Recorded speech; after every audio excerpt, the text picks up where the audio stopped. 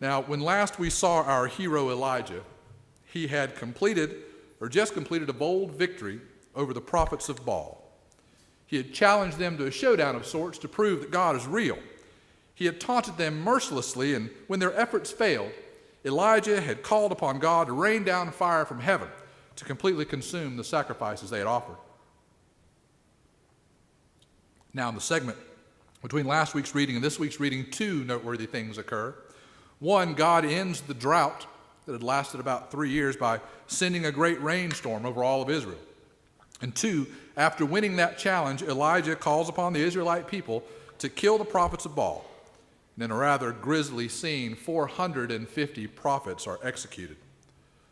The prophet Elijah had spoken for God against the status quo and had been vindicated.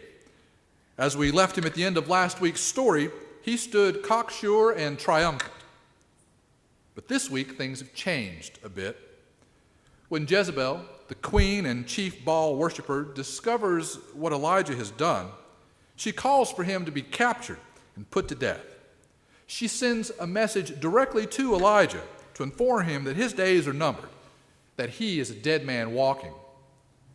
And all of a sudden, the brave and steady prophet of chapter 18 has become a quivering bowl of jelly. Finding himself a wanted man, Elijah flees into the wilderness, fearing for his life. The story tells us that he runs for a full day before stopping beneath a broom tree where he sits and pouts. Now, where I come from, we call that throwing yourself a pity party. Overwhelmed with what he now faces, with the full understanding that someone with power and the ability to hurt him knows what he has done and knows his name, Elijah resigns himself to his fate, asking God to just go ahead and kill him rather than making him suffer any longer. But instead, God sends an angel to care for Elijah, preparing bread and feeding him for the journey ahead. Elijah ate and drank and then traveled on for 40 days and nights until he reached Horeb, known in some Hebrew traditions as Sinai, the mountain upon which Moses received the 10 Commandments from God. Here he finds a cave in which to hide. God calls upon him there and tells him to get ready because the Lord is about to pass by. The stage is set for God to make another dramatic and awe-inspiring appearance.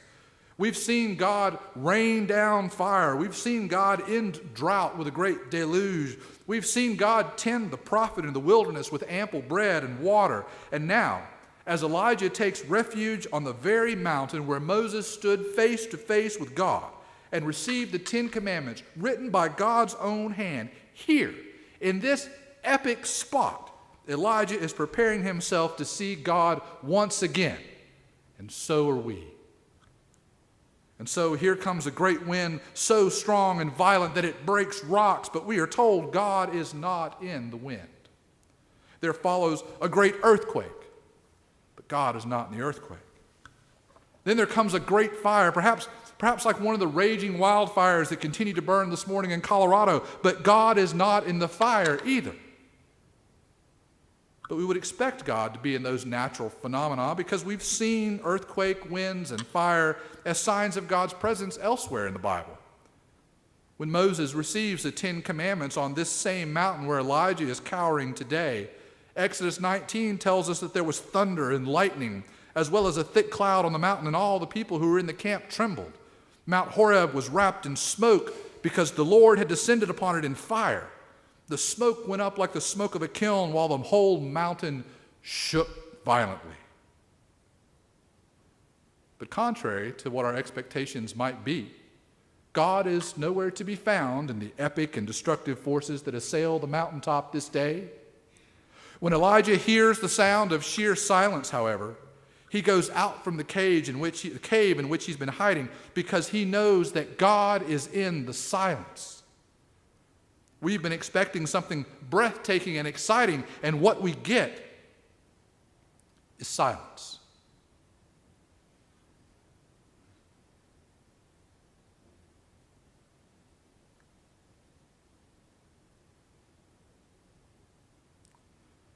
Silence can be hard to come by.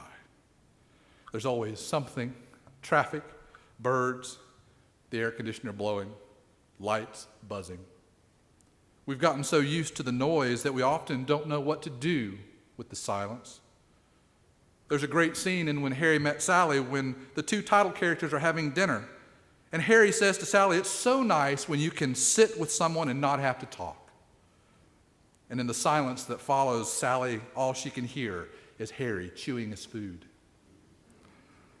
Silence can be uncomfortable. We have a tendency to want to fill it with music or television or idle chatter. But when Elijah hears the silence, the deafening silence, he covers his face and he goes out to meet God. And after so much drama and buildup, we expect for revelation to come in the form of something memorable. But here God is found in the silence. It's as if we went to the movies expecting a loud and explosive Michael Bay action summer blockbuster and instead got an old Buster Keaton silent movie retrospective. But in the silence, Elijah hears. I find this moment in the story so poignant because when Elijah is at his lowest, his most vulnerable point, God comes to him. It's not Elijah who reaches out to God, but God who reaches out to Elijah. But what Elijah does is listen. He waits hopefully and patiently, expecting God to speak, listening for God's voice. Missionary Frank Laubach once wrote that prayer at its highest is a two-way conversation, and the most important part is listening to God's replies. God comes to Elijah in the sheer silence when Elijah is himself distracted by all that's going on in his life. He is troubled by the power of Jezebel, the threats of murder, awareness of his vulnerability, and fear of his own mortality. These things swirl around him, a tempest drawing his energy and attention away from what God has called him to do and be, and leading him to a cave where he cowers in fear. But in the midst of all of that, Elijah is still listening. Elijah is seeking God. Elijah is prepared to encounter God, whether in the violent acts of nature or in the sound of sheer silence. How often we take our greatest concerns, our deepest fears, and our most heartfelt needs to God in prayer, but do we ever really listen for God's reply? It's often said that we have 2 ears and 1 mouth, which means that listening is twice as important as talking, and that's equally true in our prayer life. And like Elijah, we have lots to distract us. We work long hours, we strive to be successful, we worry over money and if we'll have enough to pay the medical bills or simply provide for our families. We worry about our loved ones and their health, about our personal struggles, about our friends and their problems. And if there's time, we worry about the bigger issues of world peace and the state of our own society. Someone once told me that our minds are like a tree, and the worries and concerns that burden us are like chattering monkeys sitting on the branches of that tree. The key to finding peace, he said, was to quiet the monkeys. But in our society, we often try to drown them out instead. We fill the air with a lot of noise and talking and busyness, and we don't do a lot of listening.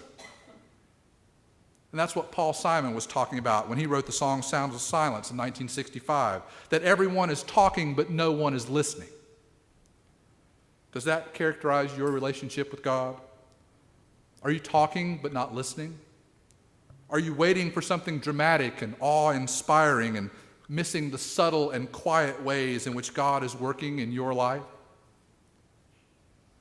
What we learn from this story of Elijah's encounter with God is that even though we expect God to work in majestic and Spielbergian ways, God does not always or even often meet our expectations. Sometimes we wouldn't recognize the presence of God if God were standing in front of us holding a flashing neon sign.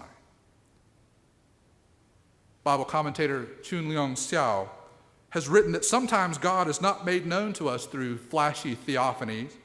Sometimes God is known in unspectacular ways through the quiet working out of history. Our experience of God do not have to be literal theophanies. Sometimes God is made known in the subtlest, most easy to miss ways. I'll tell you a story about a guy, Jim. Jim was one of my students at Clemson University. He graduated a couple of years ago. He's a pharmacist now. He has a younger brother named John who has a birth defect that affects his brain and his motor skills.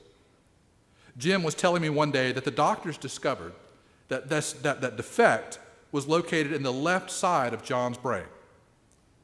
But John is left-handed, which means that the right side is the healthiest and the strongest part of his brain. That's the dominant side, and it's more responsible for his motor skills. As it is, John is limited to a wheelchair, but he has a reasonable amount of independence, and he just graduated from high school this spring. The doctors told Jim and his parents that were he right-handed, John would have almost no ability to function on his own. Jim said to me that day, we were incredibly thankful that John is left-handed, though we would have never known to ask for that or to be thankful for that. Who would ever think to be thankful for something so small? Yet in that one seemingly small thing, God was present. We long to see God in the dramatic, but more often than not, God is active in the mundane.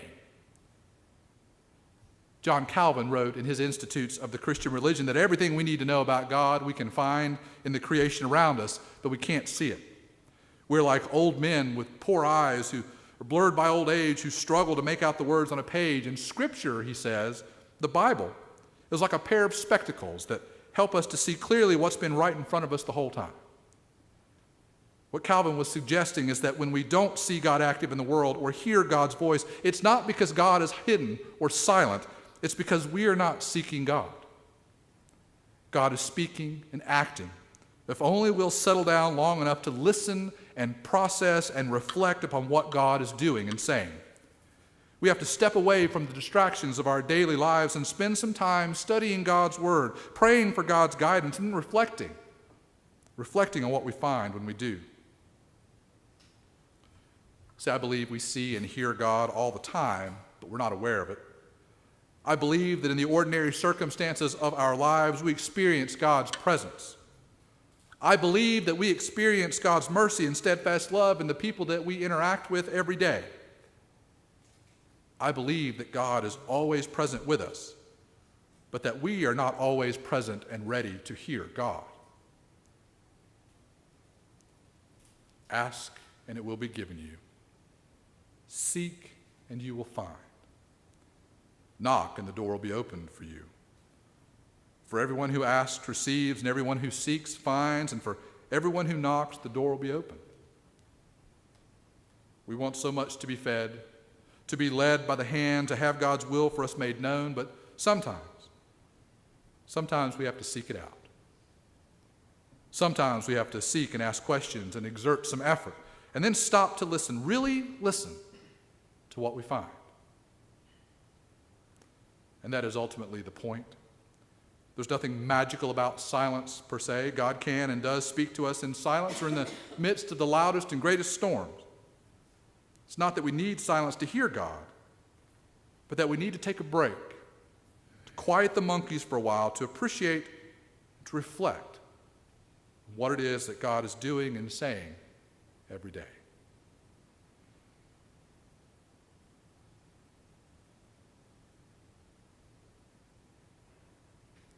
To God be all glory, honor, power, and dominion in this world and in the world that is to come. Amen.